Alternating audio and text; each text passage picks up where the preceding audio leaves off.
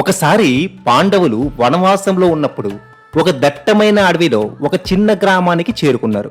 ఆ గ్రామంలో ఒక బ్రాహ్మణురాలు తన కుటుంబానికి ఆహారం సమకూర్చడానికి ప్రతిరోజు అడవిలోకి వెళ్లి కట్టెలు సేకరించేది. కానీ ఆ రోజు ఆమె సేకరించిన కట్టెల గుండా ఒక విషసర్పం దూరి ఆమెను కాటేసింది.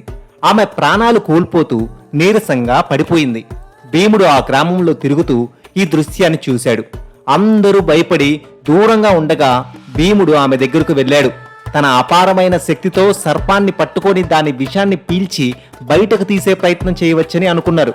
కానీ భీముడు ఒక్క క్షణం ఆలోచించి ఆగాడు.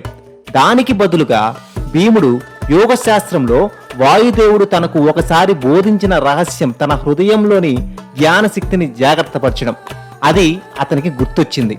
భీముడు ఆమె పక్కనే కూర్చొని తన శ్వాసను నియంత్రించి ఒక ప్రత్యేకమైన ప్రాణాయామ విధానాన్ని ఉపయోగించాడు. భీముడు తన శక్తివంతమైన శ్వాస ద్వారా ఆమె శరీరంలోని విషాన్ని బయటకు తీసేలా చేశాడు. కొద్ది క్షణాల్లో ఆమె కళ్ళు తెరిచి ఆశ్చర్యంగా చూస్తూ లేచి కూర్చుంది. గ్రామస్తులు భీముడి ఆ అద్భుతాన్ని చూసి స్తబ్దులైపోయారు.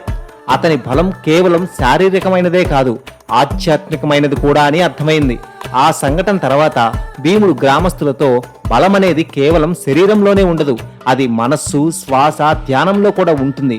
దాన్ని సరిగ్గా ఉపయోగిస్తే అద్భుతాలు సృష్టించవచ్చు అని చెప్పాడు భీముడు. కేవలం శారీరక బలమే కాకుండా యోగ ధ్యాన సాధనలో భీముడు అంతటి విశిష్టుతుడు. మరి ఈ షార్ట్ మీకు నచ్చినట్లయితే లైక్ చేయండి, కామెంట్ చేయండి, షేర్ చేయండి అండ్ సబ్స్క్రైబ్ చేసుకోవడం మర్చిపోకండి.